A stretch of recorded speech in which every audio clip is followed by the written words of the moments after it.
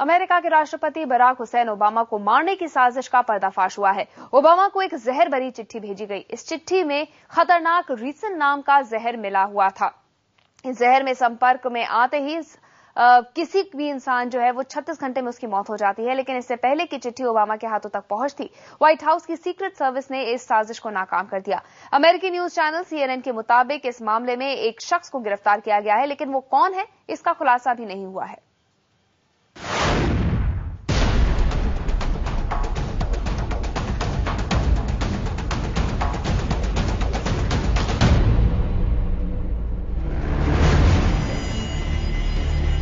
America के राष्ट्रपति Barack Obama, दुनिया के सबसे ताकतवर माने जाने वाले इंसान को जान से मारने की कोशिश की गई है।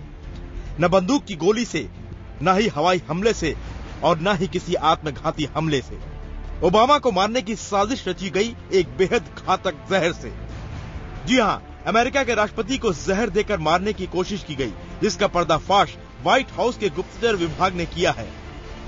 ओबामा के नाम एक जहर बुझी चिट्ठी भेजी गई है, जिसमें बेहद खतरनाक जहर रीसिन मिला हुआ था। उस जहर के संपर्क में आते ही किसी भी इंसान की मौत 36 घंटे के अंदर हो जाती है। इसी जहर से ओबामा को मारने की साजिश रची गई।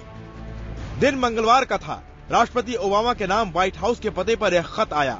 वो खत ओबामा के दफ्तर के टेबल पर पहुंचने से पहले व्हाइट हाउस सीक्रेट सर्विस के मेल स्क्रीनिंग सेंटर पर पहुंचा। ये सेंटर व्हाइट हाउस से थोड़ी दूर पर मौजूद है। व्हाइट हाउस आने वाले हर खत की जांच यही होती है। ओबामा के नाम हर रोज सैकड़ों आने वाली चिट्ठियां इसी स्क्रीनिंग सेंटर से होकर ही ओबामा के पास पहुंचती हैं। इन्हीं खतों में से एक खत अमेरिका के टेनेसी राज्य के मेम्फिस से भेजा गया था। खत के लिफाफे को देखकर कुछ भी संदिग्ध नहीं लग रहा था, लेकिन लिफाफे के अंदर रखी चिट्ठी के साथ एक ऐसा पदार्थ मिला हुआ था जिसका पता चलते ही खत की जांच कर रहे कर्मचारियों के हाथ पैर फूल गए। शुरुआती परीक्षण में पता चला कि पत्र में बेहद घातक जहर रेसिन था। रेसिन साइनाइड से 1000 गुना ज्यादा जहरीला होता है। रेसिन के पाए जाने के तुरंत बाद व्हाइट हाउस सीक्रेट सर्विस के साथ मिलकर FBI ने जांच शुरू कर दी। राष्ट्रपति ओबामा को भी मामले की तुरंत सूचना दी गई। बोस्टन धमाकों के बाद पहले से ही व्हाइट हाउस की सुरक्षा बेहद कड़ी कर दी गई थी, लेकिन संदेहास्पद पैकेट मिलने के बाद सीनेट के दफ्तर का कुछ हिस्सा भी खाली करा दिया गया है। As you saw from a statement from the FBI as well as a statement from the United States Secret Service, there was a letter sent to, addressed to the president, that at a off-site mail facility was noticed to have contained a suspicious substance, and tests were undertaken. The FBI has the lead in that investigation, of course, and has said in its statement that they will be conducting further tests to determine what the nature of the substance is. सिर्फ Obama को ही जहर बुझा खत नहीं भेजा गया।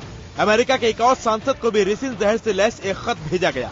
ये जहरीली चिट्ठी मिसिसिपी से रिपब्लिकन सेनेटर रोजर विकर को भेजी गई थी। ये चिट्ठी राजधानी वॉशिंगटन DC के एक डाकघर में पकड़ में आई। इसकी पुष्टि करते हुए विकर ने मंगलवार को कहा कि इस मामले की पुलिस और FBI जांच कर रही है। दोनों ही खत मंगलवार को ही भेजे गए।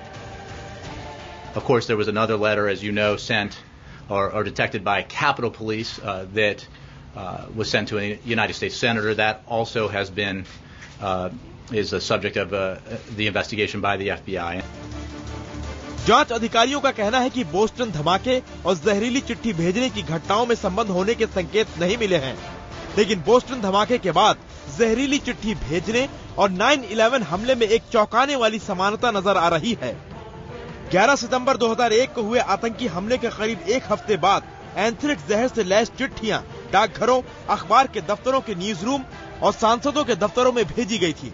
उस वक्त डेमोक्रेटिक पार्टी के 2 सीनेटरों को भेजे गए पत्र में एंथ्रेक्स वायरस पाया गया था। तब से सांसदों को भेजे जाने वाली हर तरह की डाक सामग्री की जांच की जाती है। एंथ्रेक्स के खतरे के मद्देनजर ही Secret Service White House mail screening facility की स्थापना की गई थी, जो व्हाइट हाउस परिसर के निकट नहीं है, वो इससे अलग है।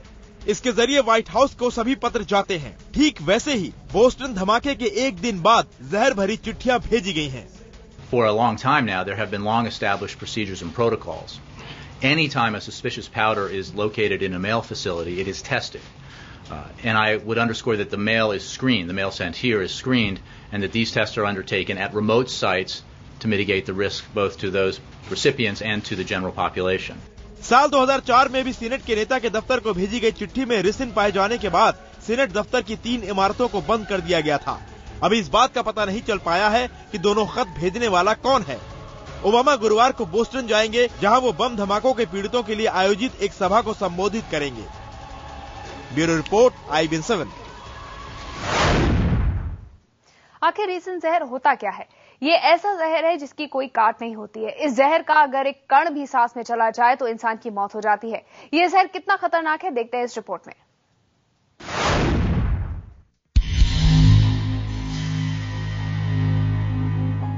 रिसिन बेहद जहरीला प्राकृतिक पदार्थ, ऐसा जहर जिसका कोई काट नहीं है। एक दाने के बराबर डोज किसी इंसान की मौत के लिए काफी होता है। रिसिन को अरंडी के बीजों से निकाला जाता है। ये साइनाइड से करीब 1000 गुना अधिक जहरीला होता है। इसके संपर्क में आने से, इसे सूंघने से या चखने से या इस जहर की सुई लगाने पर यह खतरनाक साबित हो सकता है। लेकिन इसके प्रभाव से बचा जा सकता है अगर इसके संपर्क में आने की खबर तुरंत लग जाए। अगर पता न चले कि इंसान रिसिन जहर के संपर्क में आया है तो उसकी मौत मात्र 36 घंटे के अंदर हो जाती है। रिसिन जहर श्वास और रक्त प्रणाली को तहस नहस कर देता है। रिसिन का एक कण मानव शरीर की कोशिकाओं को मारने के लिए काफी होता है। बड़ों के मुकाबले बच्चों को इस जहर से ज्यादा खतरा है। अगर ये शरीर के अंदर चला जाए तो इससे उबकाई आना, उल्टी आना, आंतों में खून का आना, पेट में रक्तस्राव जैसे शुरुआती लक्षण नजर आते हैं। जैसे जैसे जहर का असर बढ़ता जाता है, लिवर, स्प्लीन और किडनी काम करना बंद कर देती है और आखिर में खून संचार की व्यवस्था भी काम करना बंद कर देती है और इंसान की मौत हो जाती है।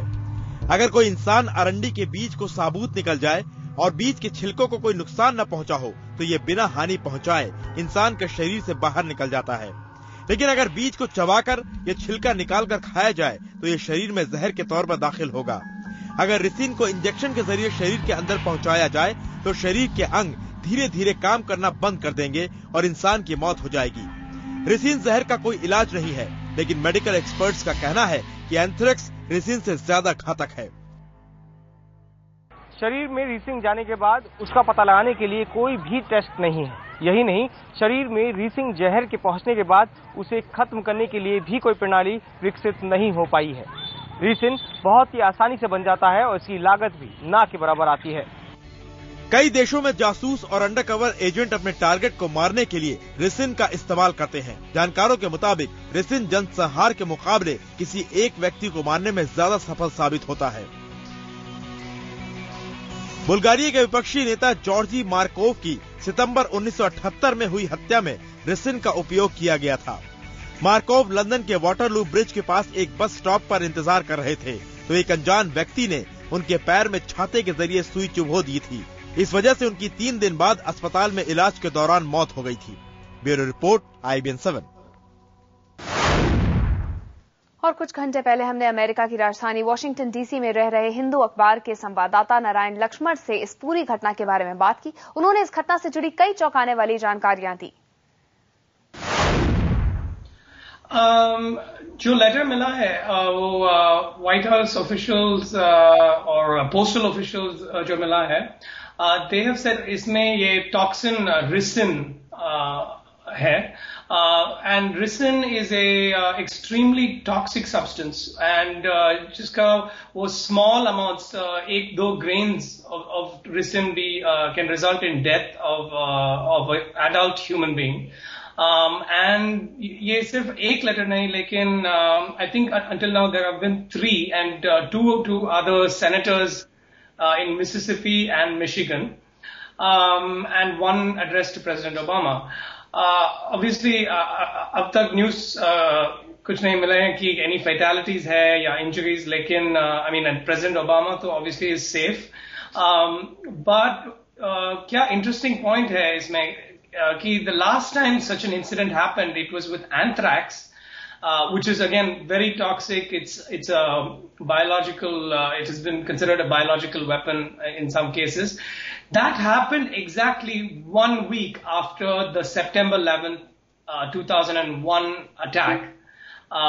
And similarly this time, the same ricin has happened, ricin containing letters have been found a few days after the Boston Marathon bombing. And एक पॉइंट जो इम्पोर्टेंट है कि is important that there has been no connection made between the recent letters and the Boston marathon bombing. अब तक कुछ connection नहीं है. No officials have said there is a connection, but लेकिन ये पैटर्न है between the two incidents. There is a similar pattern, and that is after 9/11, 1 week later, the anthrax letters were received, and literally 2 days after the Boston Marathon bombings, the recent letters have been received.